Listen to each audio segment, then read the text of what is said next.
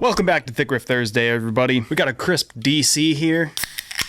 Some thick riffs to write. Let's go, dude. So baseball season just started, and one of my favorite things to do during baseball season is just take my guitar to the couch in the living room and just noodle around while I watch some baseball. So I was doing that yesterday, and that led to some sweet drop B riff ideas that I would like to record today. So I've got this riff idea that's kind of like a divorced dad rock meets 2010s prog kind of thing, and I think it's kind of sick.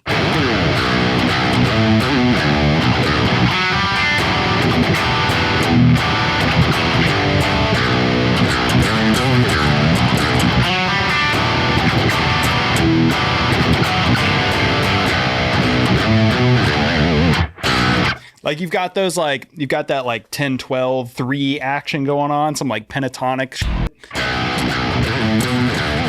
But then you've got these proggy chord voicings. And it kind of sounds like two riffs fighting each other, which I really like. That's my main riff idea today, and I've got some others that I want to try out too. I have an idea for a verse that's like a divorced dad rock meets crabcore kind of thing, at least in my head so far. Let's do it.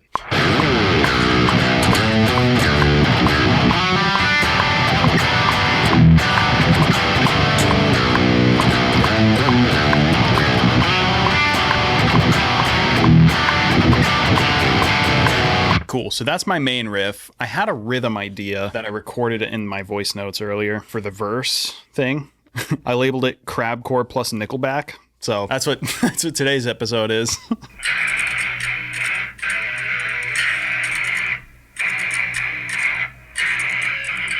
Okay, cool.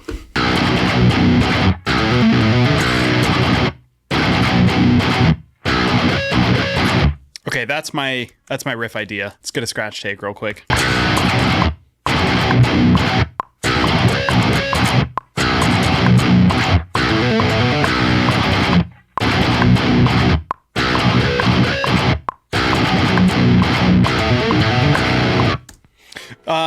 Okay. It gets a little proggy with the tapping thing there, but if you think about it, it is very it's all pentatonic, which is very Nickelback. Actually, I'm not going to play that because I have gotten a copyright issue just playing the Lamb of God Laid to Rest riff.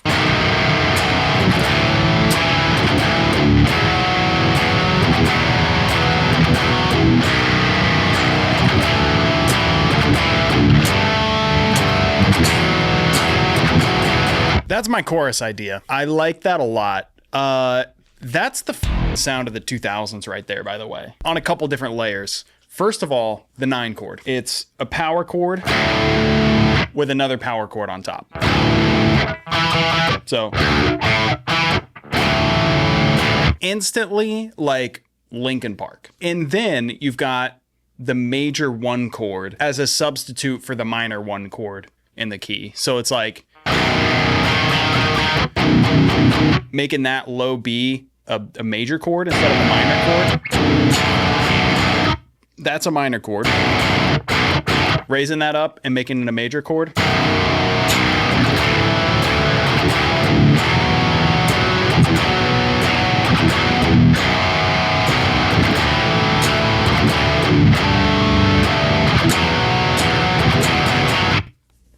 (2000s).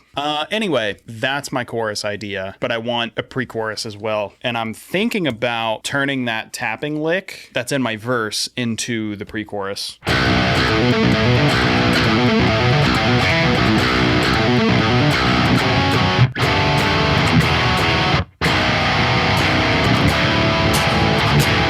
me get a scratch take of that real quick.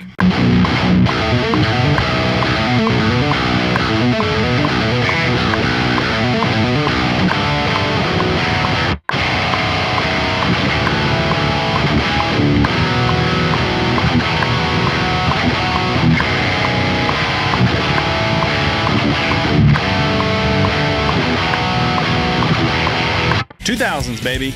I don't really know what I want the feel of the drums to be. I think I want the snare on 2 and 4 for this first riff. Have it a little more upbeat.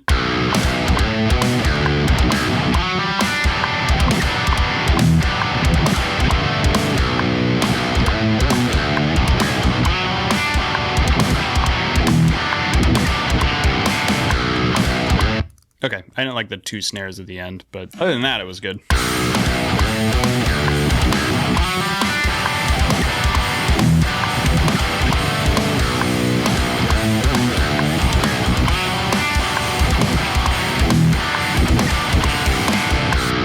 Nice.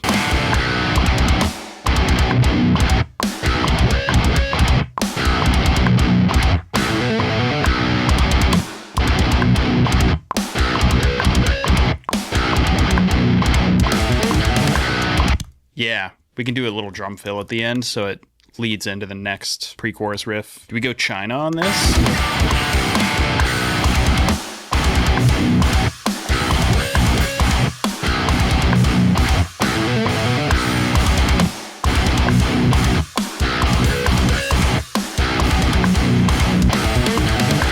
Nice. I think we picked the drums back up for the pre-chorus.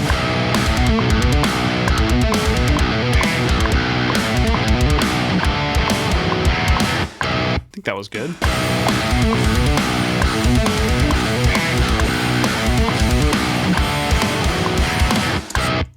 Sweet. And I think we go big rock anthem drums for the chorus.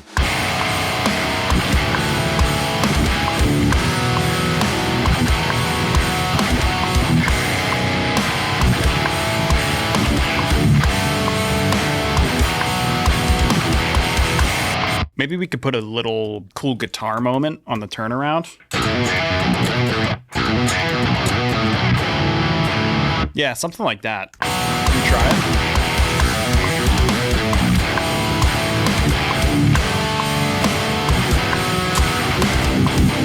it? Okay, cool. We got drums built out for all this stuff. I want to see how that first riff, even though it's a very similar chord progression, I want to know how that first riff sounds after the chorus.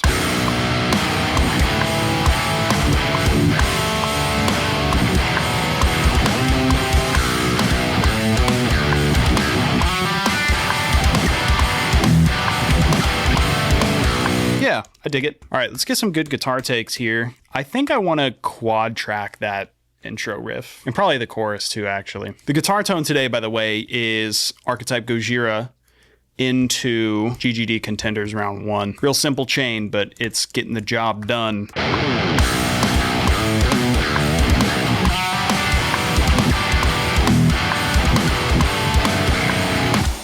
That was a good first half.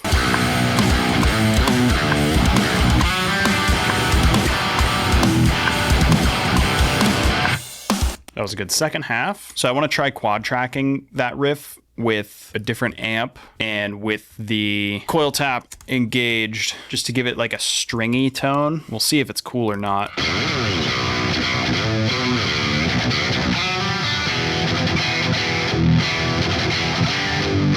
And I think I'll just do power chords on it too, instead of the big chord voicing. I'll just do power chords on the layers.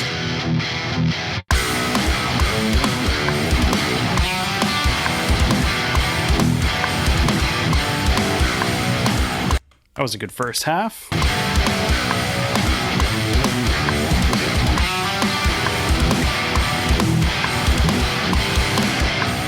Hell yeah, nice and full. I think it adds a nice, like, stringy pick attack kind of thing.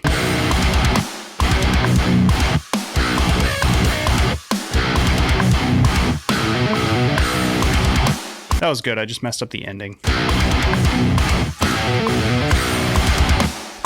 Nice.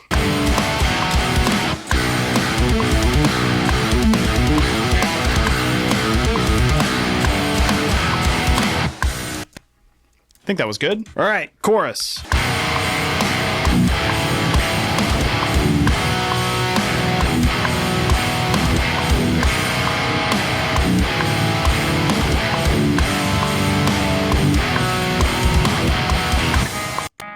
Messed up the ending, but the rest of it was good. There we go.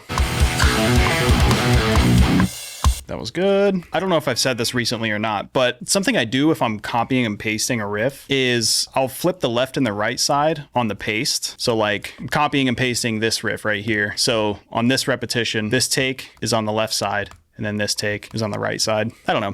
I don't know if it helps that much, but I feel like it's one of those things that like subconsciously it feels a little less like a copy and paste. We're cooking, man. Let's get bass. Hell yeah, brother.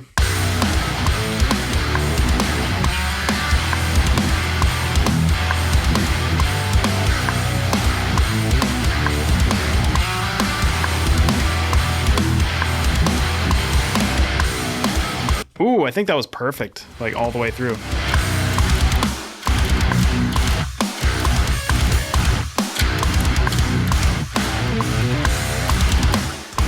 That was a good first half. I want that to be super tight on bass, so I'm gonna trim the silence here.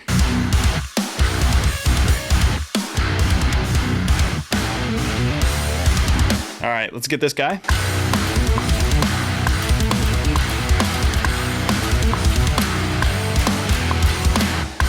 Nice.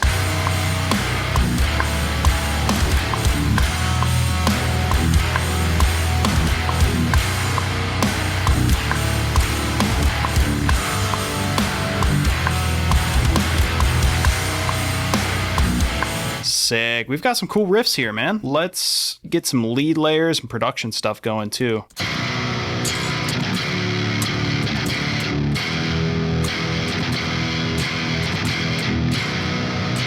Yeah, I'll put single notes underneath it that have an octaver. I've got the whammy pedal down there, just doing the octave.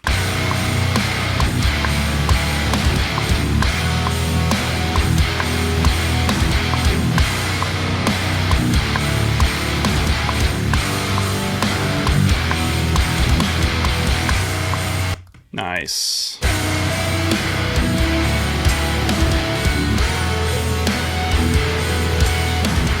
I quite like that layer.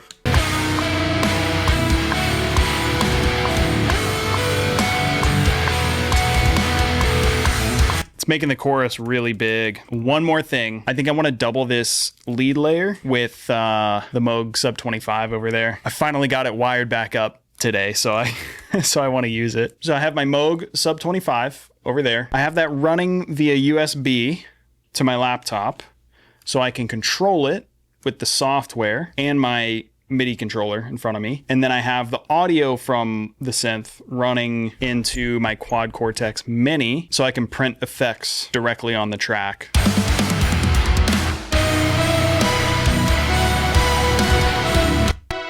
That's beautiful, dude. I love that.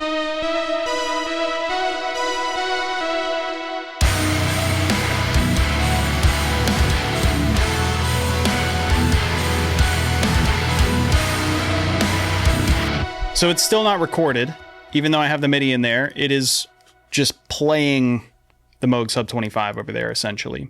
So now I have to hit record and record the audio from the Sub 25.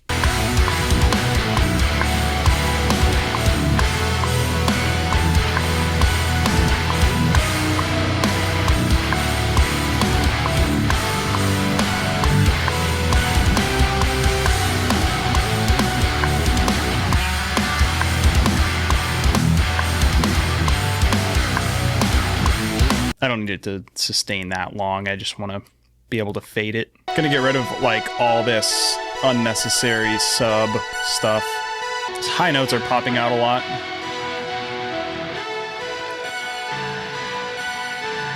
I love Pro Q4 so much, dude.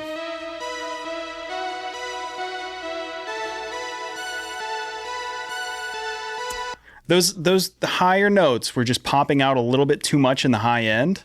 And then just do this little move right here is enough to deal with that.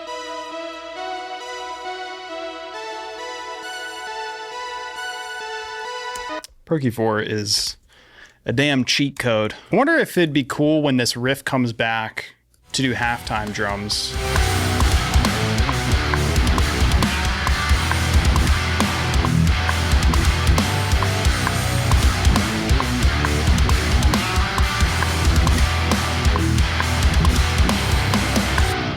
Nice. Okay. What if the quad track layers, the extra ones, are pitch shifted an octave below? Until there. So these single notes could be dropped an octave. That's kind of sick.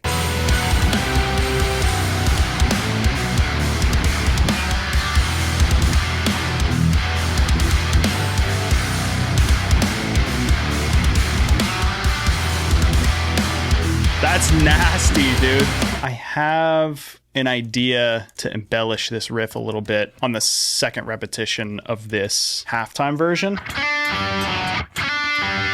I want those to go down, and I want it to be harmonized.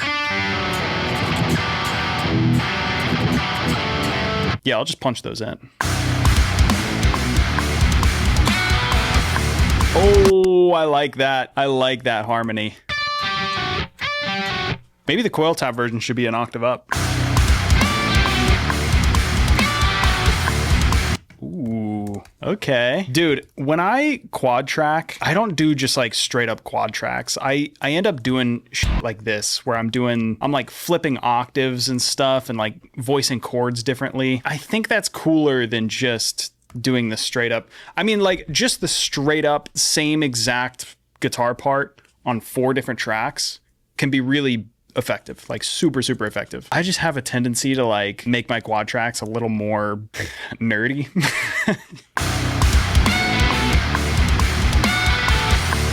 There we go. I don't know, man. I like it.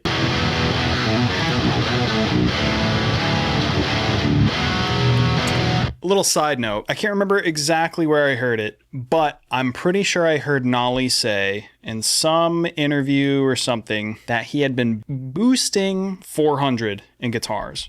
Or maybe it was Josh Middleton who said that. Or maybe it was both. I don't know. Somebody was talking about boosting 400 on guitars. And since I started trying it out, dude, it has like filled out a very satisfying spot in my mixes where I was probably scooping too much. Like, woo.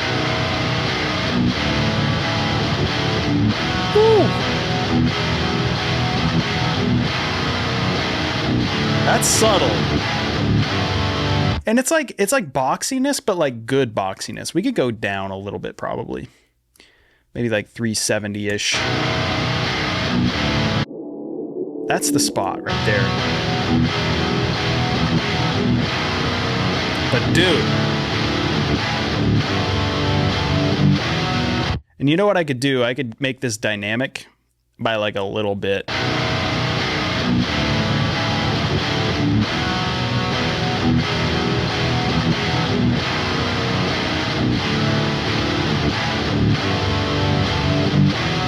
So when there's palm mutes, it kind of clamps down, but still boosted.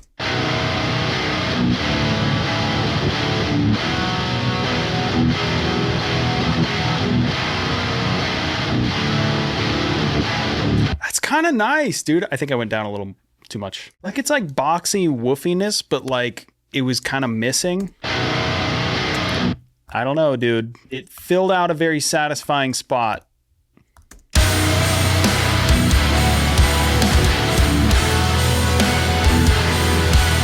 That's without it. Dude, that's... Okay, in the mix, that's huge. Listen to that shit.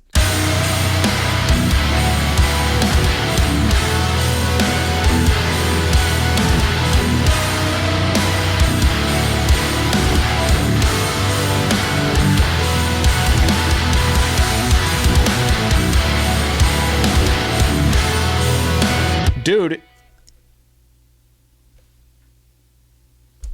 kind of nice. Like without it, it was like the entire mix was feeling like a little too scooped. Anyway, I might flip-flop on that in about 30 seconds when I hit play from the beginning, but try it out.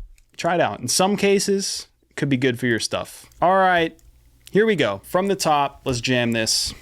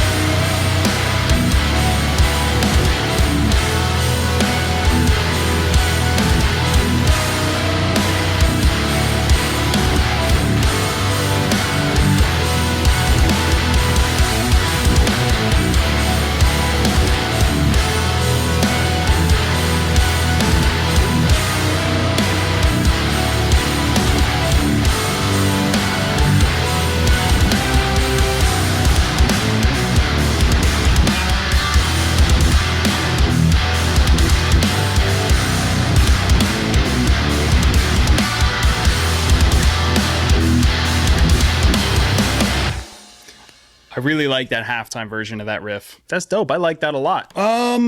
Other thoughts. I like that 400 boost.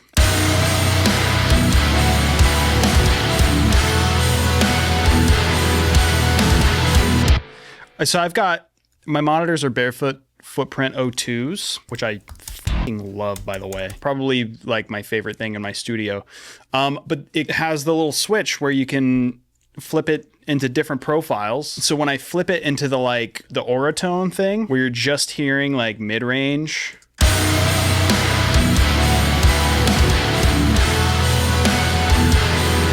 that's where this makes a ton of difference. Like I bet hearing this mix on a cell phone, like this spot right here, would be like a huge deal. This is kind of like the lowest frequency range that cell phones can hit. So you guys can hear it too. Let me do like just a quick high pass and low pass thing. So you're just hearing mid range.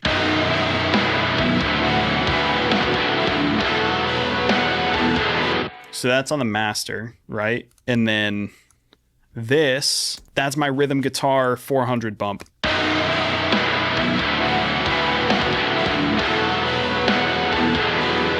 That's big, dude.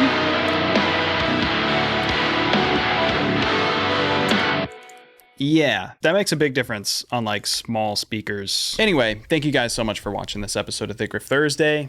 If you enjoyed it, hit the like button and the subscribe button, and I will see you guys next week. Peace.